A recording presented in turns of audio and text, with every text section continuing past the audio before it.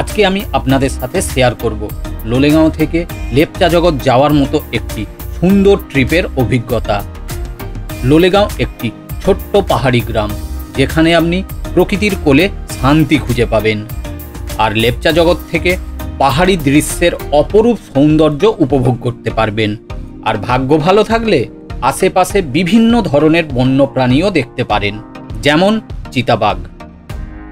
আমার মতোই আপনিও যদি একটু সাহস করে নিজের গাড়ি নিয়ে লোলেগাঁও থেকে লেপচা জগৎ পর্যন্ত একটি অবিস্মরণীয় যাত্রা করতে পারেন, তাহলে এই ভ্রমণে আপনি প্রকৃতির অপার সৌন্দর্য উপভোগ করবেন এবং নিজেকে নতুন করে খুঁজে পাবেন, তার গ্যারান্টি আমি দিচ্ছি। এই ভিডিওতে আপনার জন্য থাকছে লোলেগাঁও থেকে কিভাবে লেপচা জগৎ সহজে পৌঁছানো যায়, এই রাস্তার কন্ডিশনই বা কীরকম, যাত্রাপথের মোট দূরত্ব কত, এই পথে সময় কত লাগতে পারে, এই পথে ট্রাফিক কীরকম হতে পারে, এই পথে খরচ কীরকম পড়বে, এছাড়াও থাকার ব্যবস্থা, খাওয়ার ব্যবস্থা এবং সবথেকে গুরুত্বপূর্ণ বিষয়, এই পথে ঘোরার মতন কোন কোন স্থান আছে, তাছাড়াও এই ট্যুরের যাবতীয় প্রয়োজনীয় তথ্য। তাই সব কিছু বিস্তারিত জানতে আমার সঙ্গে থাকুন, ভিডিওটি স্কিপ না করে শেষ পর্যন্ত দেখুন। আর মনে আছে তো, আমি শোভন, এটা শোভনের সফর। তাহলে আর একটুও দেরি না করে চলুন শুরু করা যাক।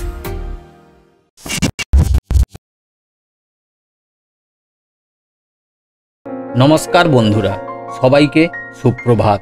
আমি শোভন। এখন আমি কালিম্পং জেলার ছোট্ট পাহাড়ি গ্রাম লোলেগাঁওয়ে।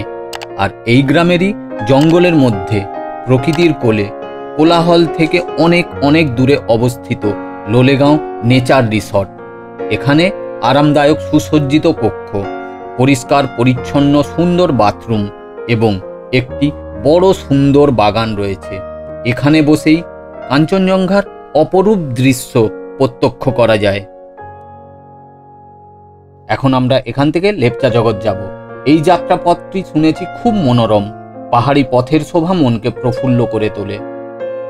আজ আমার এই অ্যাডভেঞ্চার যাত্রাকে অবিস্মরণীয় করে রাখতে এবং নিজেকে খুঁজে পাওয়ার লড়াইয়ে বের হব। এর আগের পর্বে আমি আর একটি অবিশ্বাস্য রোমাঞ্চকর সফরে লাভা থেকে লোলেগাঁও যাত্রা করে এখানে পৌঁছেছিলাম। সেই ভিডিও যদি আপনার না দেখা হয়ে থাকে তবে ওপরের লিঙ্কে ক্লিক করে দেখে নিতে পারবেন, অথবা ডেসক্রিপশানে লিঙ্ক দেওয়া আছে, সেখান থেকেও দেখে নিতে পারবেন। আপনি কি প্রকৃতিকে ভালোবাসেন, অ্যাডভেঞ্চার ভালোবাসেন, নিজের মতো করে ঘুরে বেড়াতে ভালোবাসেন? তাহলে এই ভিডিও আপনার জন্য। ভিডিওটি শেষ পর্যন্ত দেখুন, তাহলে হয়তো আপনি প্রকৃতির মাঝে নিজেকে খুঁজে পেয়ে যেতে পারেন। আমরা এই বেরিয়েছি লোলেগাঁও থেকে। আমরা স্টার্ট করলাম গন্তব্য লেপচা জগৎ, West Bengal forest development corporation লিমিটেডের ইকো ট্যুরিজম সেন্টার। প্রাকৃতিক সৌন্দর্যে ভরপুর লোলেগাঁও থেকে আর এক অপরূপ সৌন্দর্য উপভোগ করার জন্য ও বন্যপ্রাণী দেখার আশা নিয়ে লেপচা জগতের অ্যাডভেঞ্চার শুরু করলাম। এই ভ্রমণে আমাদের সাথে আপনারাও প্রাকৃতিক সৌন্দর্য উপভোগ করবেন, পাহাড়ের কোলে ছোট্ট ছোট্ট গ্রাম দেখতে পাবেন এবং এই সফর এক অবিস্মরণীয় অভিজ্ঞতা হয়ে থাকবে। লোলেগাঁওয়ের রাস্তা এখন 2 লেন রাস্তা হয়ে গেছে, একদম পরিষ্কার ঝকঝকে চকচকে। এই জায়গাটার নাম লোলেগাঁও মোড়। এখান থেকে এইদিকে চলে যাচ্ছে কালিম্পং, এইদিকে লাভা, আর আমরা এইদিকে লোলেগাঁও পৌঁছেছিলাম এই রাস্তা দিয়ে। তো আমি এই মুহূর্তে এই তিন মাথার মোড়ে দাঁড়িয়ে এবার এখান থেকে আমরা কালিম্পংয়ের দিকে চলে যাব। আজকে আর লাভার দিকে যাচ্ছি না, আমরা লাভার দিক থেকে এসেছিলাম। লোলেগাঁও থেকে লেপচা জগতের দূরত্ব কালিম্পং, তিস্তা বাজার, পেশক, লামাহাটা এবং ঘুম হয়ে 85 কিলোমিটার। সোজা গেলে ওই মোটামুটি সময় লাগে 4 ঘন্টার মতো। কিন্তু আমরা একটু ঘুরে Delo park, Ramdhura view point, Dalapchan বৌদ্ধ মঠ, Teesta Bazar, lovers meet view point বা Triveni view point, Peshok view point এবং লামাহাটা ইকো পার্ক দেখে লেপচা জগৎ পৌঁছাবো। লাভা থেকে লেপচা জগতের কোনো বাস সার্ভিস নেই বা ডাইরেক্ট কোনো ট্যাক্সি সার্ভিসও নেই। সেক্ষেত্রে পুরো গাড়ি রিজার্ভ করাটাই বাঞ্ছনীয়। তাতে ভাড়া পড়ে 6 থেকে 6,500 টাকা মতো। আর যদি আপনি শেয়ার ট্যাক্সিতেই যেতে চান তবে প্রথমে আপনাকে এখান থেকে কালিম্পং যেতে হবে। ভাড়া পড়বে ওই 200 টাকার মতো। তারপর কালিম্পং থেকে আবার ট্যাক্সি ধরে আপনাকে পৌঁছাতে হবে লেপচা জগৎ। সেক্ষেত্রে ভাড়া পড়ে 350 টাকার মতো। তবে উভয় ক্ষেত্রেই গাড়ি কিন্তু হাতে গোনা। রেললিতে এসে পৌঁছেছি, মানে লোলেগাঁও থেকে 20 কিলোমিটার নিচে চলে এসেছি কালিম্পংয়ের দিকে। আর 10 কিলোমিটার গেলে আমরা কালিম্পং পৌঁছে যাব। এই রেললিতে দাঁড়িয়েছি, এখানে আমরা ব্রেকফাস্ট করব। একটু ঘি নিই, এখানকার ঘি খেয়ে দেখি। আলু আর ভাজা। আমাদের ব্রেকফাস্ট স্টার্ট। এই রুটি আছে, আলুর সবজি আছে, এটা স্যালাড আছে, আর এটা একটু আলু আর কুদুরি মনে হচ্ছে, আই থিঙ্ক ওটার ভাজা। তো এই দিয়ে আমাদের খাওয়া শুরু হলো। এদিকে মেয়ের মোমোতে স্যুপ আছে, ঝাল চাটনি না ওটা দেখ, ওটার মনে সস। হ্যাঁ না, ঝাল চাটনি সস ভালো না। গরম বানিয়েছে হেভি রুটিটা, একদম সফট। রেল্লি বাজার থেকে ব্রেকফাস্ট করে কালিম্পংয়ের দিকে এগিয়ে চলেছি। এখান থেকে কালিম্পং মাত্র 10 কিলোমিটার। এবার তাহলে জেনে নেওয়া যাক এখানে ঘোরার সেরা সময় কোনটি। অক্টোবর থেকে মে মাস এখানে ঘোরার সেরা সময়। এই সময় আবহাওয়া খুব সুন্দর থাকে এবং জুন, জুলাই, আগস্ট পাহাড়ে বৃষ্টি, মায়াবী কুয়াশা এবং মন ভোলানো সবুজ দেখার সেরা সময়। ডেলো পার্কের টিকিট কাউন্টার, এখান থেকে আপনাকে 20 টাকা টিকিট নিয়ে প্রবেশ করতে হবে। চারিদিক ফুল দিয়ে সাজানো।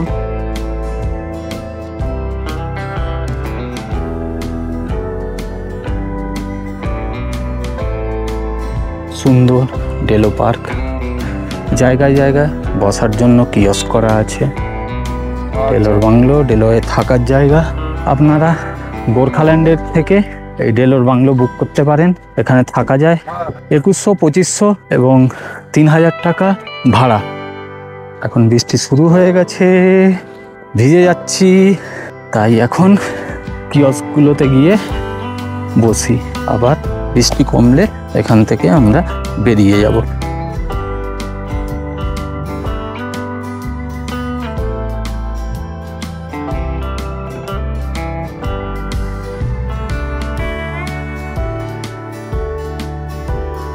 এবার তাহলে জেনে নেওয়া যাক কি কি জিনিস আপনি সঙ্গে রাখবেন। ঠান্ডার প্রকোপ যথেষ্ট, তাই গরম কাপড় সঙ্গে রাখবেন অবশ্যই। আর নভেম্বর থেকে মার্চ মাস পর্যন্ত শীতের প্রকোপ বেশি, তাই ভারী গরম জামা কাপড় সঙ্গে রাখবেন। জঙ্গল এবং পাহাড়ে হাঁটার জন্য ভালো জুতো রাখুন। ভালো এবং বিশেষ মুহূর্ত ক্যাপচার করার জন্য ক্যামেরা সঙ্গে অবশ্যই রাখবেন। প্রাথমিক চিকিৎসার কিট এবং প্রয়োজনীয় গুরুত্বপূর্ণ ওষুধ সঙ্গে নিতে ভুলবেন না। শুকনো খাবার এবং পানীয় জল অবশ্যই সঙ্গে রাখবেন। আমি এখন রামধুরা ভিউ পয়েন্ট পৌঁছে গেছি। কালিম্পং জেলার রামধুরা ভিউ পয়েন্ট প্রকৃতিপ্রেমীদের জন্য একটি স্বর্গরাজ্য। এখান থেকে পাহাড়ের অসাধারণ দৃশ্য, কাঞ্চনজঙ্ঘার উপর সূর্যোদয়ের দৃশ্য সারা জীবন মনে থাকার মতো। ভালো ওয়েদারে এখানের শোভা সত্যিই অপরূপ। এছাড়াও এখান থেকে সিকিমের ছোট্ট ছোট্ট শহরের দৃশ্য অপূর্ব সুন্দর লাগে। প্ল্যান ছিল এখান থেকে রামধুরা গ্রাম ও শিলারি গ্রামের শোভা দেখতে যাব, কিন্তু এই কুয়াশার কারণে আর যাচ্ছি না।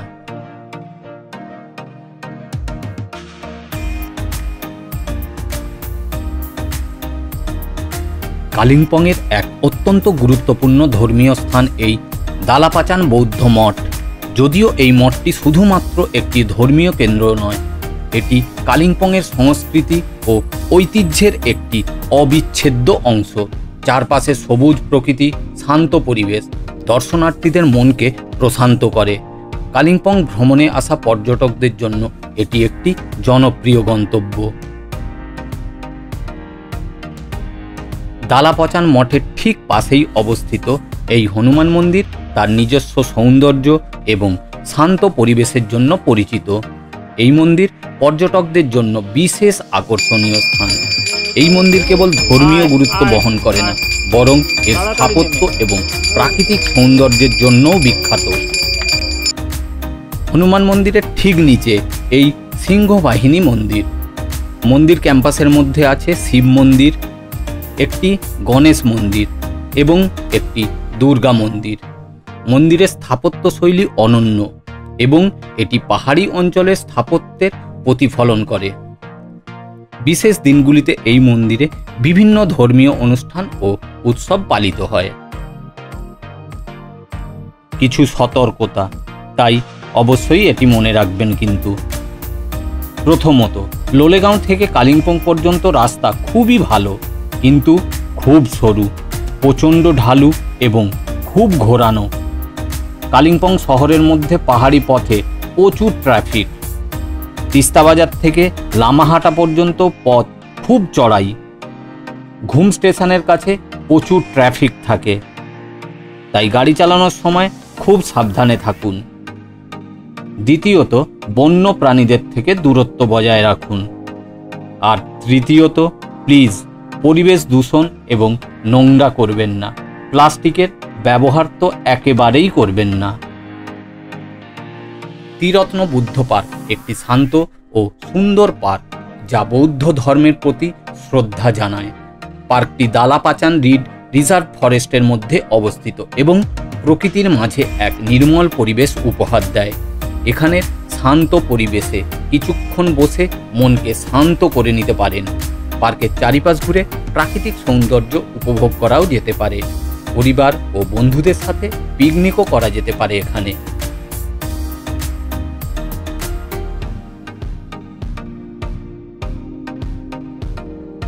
কালিম্পং থেকে নেমে NH ট্রেন ধরে তিস্তা বাজার জংশন থেকে ঋষি রোড ধরে আমরা লাভার্স মিট ভিউ পয়েন্টের দিকে এগিয়ে চলেছি। পৌঁছে গেলাম লাভার্স মিট ভিউ পয়েন্টে। তিস্তা বাজারের কাছে অবস্থিত এটি একটি অত্যন্ত জনপ্রিয় ট্যুরিস্ট স্পট। এই জায়গা এর অসাধারণ প্রাকৃতিক সৌন্দর্য, রোমান্টিক পরিবেশ, তিস্তা নদী ও রঙ্গিত নদীর মিলন, সঙ্গে পশ্চিমবঙ্গ আর সিকিম রাজ্যের মিলন, অপরূপ পাহাড়ি দৃশ্য, তিস্তা নদীর স্বচ্ছ জল, চিরহরিত অরণ্য এবং অসাধারণ সূর্য অস্তের শোভার জন্য জায়গাটি বিশেষভাবে বিখ্যাত। দুপুর 2টো বেজে গেছে আর বেশ খিদে পেয়েছে, তাই এখানেই আমরা ম্যাগি 50 টাকা করে, ছোলা মাখানো 40 টাকা, লোকাল কলা কিনলাম 3টে 20 টাকা দিয়ে, ফলকাটা 170 টাকা আর সঙ্গে মাজা, এইসব দিয়ে এখন খিদে মেটাচ্ছি। আমরা এখন পেসক ভিউ পয়েন্টে। লাভার্স মিট ভিউ পয়েন্ট থেকে একটু ওপরে উঠে আসলেই এই জায়গাটি। এটি পেসক টি ইস্টেটের অন্তর্গত। এখান থেকে দূরের পাহাড়ের উপর কালিম্পং শহরের দৃশ্য এবং সকালের আলোয় যখন কাঞ্চনজঙ্ঘা পর্বত শুভ্র বরফে ঢাকা থাকে, সেই দৃশ্য সত্যিই মনোমুগ্ধকর। চারপাশে চা বাগানের সবুজ চাদর দেখতে অসাধারণ লাগে। সারি সারি চা বাগান আর তাদের মধ্যে দিয়ে চলে যাওয়া এই সুন্দর রাস্তা আপনার মনকে অন্যরকম শান্তি দেবে। পেসক ভিউ পয়েন্ট থেকে এগিয়ে চলেছি লেপচা জগতের দিকে। যাবার পথেই পড়ে গুম্বাধারা ভিউ পয়েন্ট, যা এখান থেকে মাত্র 6 কিলোমিটার দূরে অবস্থিত এবং ওখান থেকে লামাহাটা ইকো পার্কের দূরত্ব মাত্র 5 কিলোমিটার। কিন্তু এই বৃষ্টির কারণে এবং রাস্তায় জ্যামের কারণে দুটো জায়গার পরিকল্পনাই বাতিল করতে হলো। এই দুটি জায়গার ভিডিও যদি আপনারা দেখতে চান তবে আমার চ্যানেলের তাকদার ভিডিও দেখুন। ঘুম এবং ঘুমের আগে ও পরে একটু জ্যাম থাকে, কিন্তু আজ অতিরিক্ত জ্যাম। যেটা শুনলাম ওইদিকে NH 10 বন্ধ হয়ে গেছে রাস্তার কোথাও ধস পড়ার কারণে, তাই সব গাড়ি এদিক দিয়ে অর্থাৎ কার্সিয়াং হয়ে আসছে, তাই এত বেশি ট্রাফিক। 2-5 মিনিটের পর 2 হাত 3 হাত করে গাড়ি আগাচ্ছে। যাই হোক, আফসোস করছিলাম যে গুম্বাধারা আর লামাহাটা ঘোরা হলো না। কিন্তু খবর জানার পর এখন মনে হচ্ছে যা হয় ভালোর জন্যই হয়, কথাটির গুরুত্ব কতটা। ঘুম পর্যন্ত বিরক্তিকর জ্যামের পর আমরা এগিয়ে চলেছি ঋষি রোড ধরে লেপচা জগতের দিকে। ঘুম থেকে লেপচা জগতের দূরত্ব 7.5 কিলোমিটার। জ্যামের কারণে পেশক ভিউ পয়েন্ট থেকে ঘুম পর্যন্ত আসতে সময় লাগলো 2 ঘন্টা 40 মিনিটের মতো। অবশেষে পৌঁছে গেলাম আমরা আমাদের আজকের গন্তব্য লেপচা জগতে। এটা এখানকার ট্যাক্সি স্ট্যান্ড।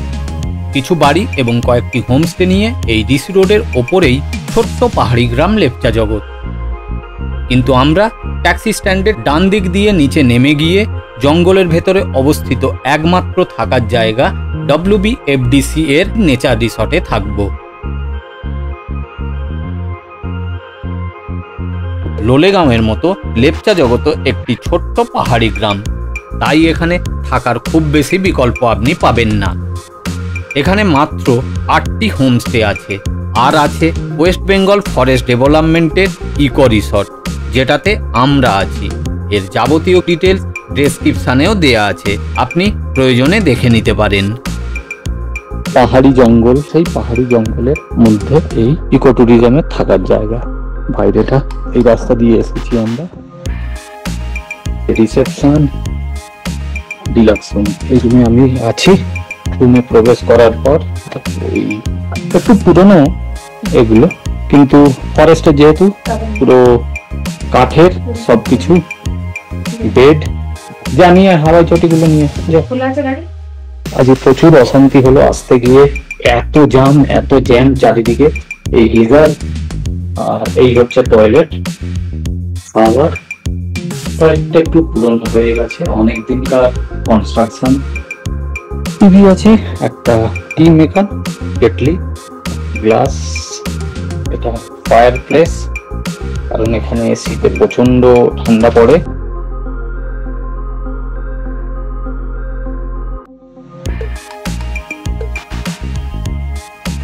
টানা 2 ঘন্টার ভালো করে রেস্ট নেওয়ার পর আমরা এখন ডিনার করছি। যদিও সবে 8:30 বাজে। রুটি, ফুলকপির তরকারি আর ডিম কারি দিয়ে। আজকে তাহলে এই পর্যন্তই। আমার সঙ্গে থাকার জন্য ধন্যবাদ। ভিডিও কেমন লাগলো আমাকে জানাতে ভুলবেন না। ভিডিও ভালো লাগলে লাইক করবেন, শেয়ার করবেন, আর আমার চ্যানেল শোভনের সফর এখনও সাবস্ক্রাইব করা না থাকলে প্লিজ এখনই সাবস্ক্রাইব করবেন, আর বেল আইকনটি অন করতে ভুলবেন না। আবার দেখা হচ্ছে তাবকাশিতে, অসম্ভব সুন্দর একটি পাহাড়ি গ্রাম, যেখানে নিয়ে যাব আপনাদেরকে ঘোরাতে। সবাই ভালো থাকুন, সুস্থ থাকুন ও ঘুরতে থাকুন। Good night.